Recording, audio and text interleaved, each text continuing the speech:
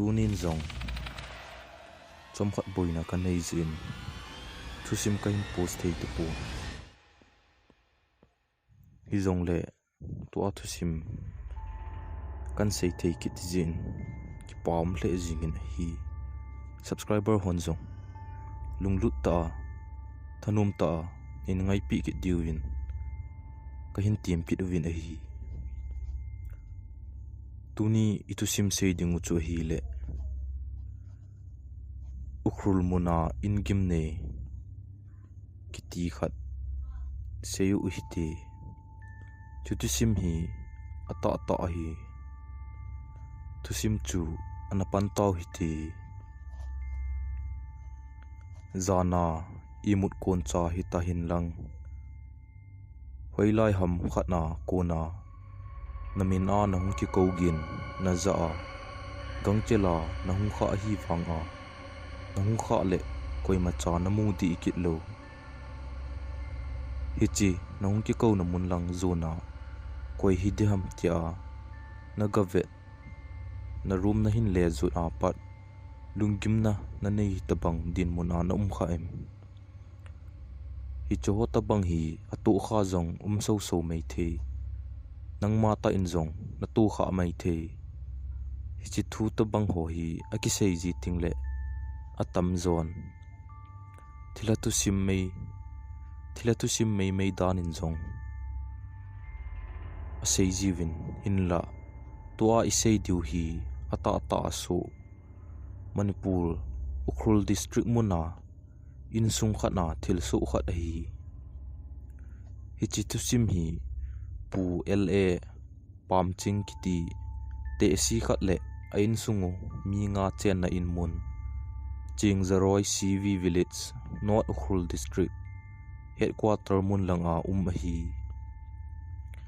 ching zaroi cv khusung hi veng thum teng rei honeymoon le greenwich hi cheng veng thum ki gop khom na a inu chu 350 vela a cheng khom hi uveh hi chi aki sei Ingimnei in nei pa pu pam ching in chu khuna lang zema tang rei veng ninglang khat thima hi win amaho na chu southwestern khodang khat ravivan naga san le khusung hlan mul khanin a hian a hi ainu chu Chingzoi Christian Local Church le Warson Mission School Campus to gaki gamtha thim BSNL Tower kitun na banta amau puma in thumbo cheng khom hi uveh hi chi nei pa pu lam chingin a seina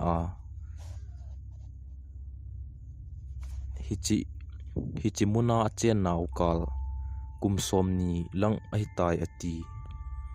chule kum hiti chan ahung chen na sung uwa ama le ain sung mi ten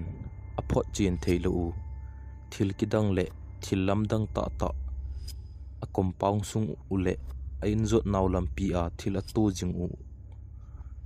ahin sein hi khat ve le kalampi zot pe hi hen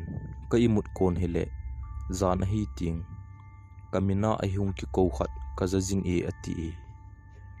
abang kum le hi chi ki ko na ogin chu ka chunnu hi lo le ka chapa ogin danin ka jin hinla ka gavet ji ting ka cha te chu arum uwa nom ta in ana imu kit jiwe ati ahlang pin khat ve bo e hung ki ko jin lungdong ta in ko hi dem tin ka tho do ka gavet ji ting le koi ma ka mu chum di kit ji poi aman seina ipg hi ti hi ka za jing ji ham lungdon ta hi ati aman achi sa phan ho seina kum som masang achun thil lamdang ta khat kamu chu hi le zan khat hi sana diamond tabanga wa lit khat hi karum sunga kalup na noilang achat le in kamu in kakin walje achun kaloinu kazinu chu ka koloin a hi le aman zong keimu tabang che chu amu in hichi awa li chu kichip na kisim Now sian ho size tibip hin aman a sei ben a hi chi thil chu ka khuna ga mat ding ka ti a hi le amang pei ki ta ti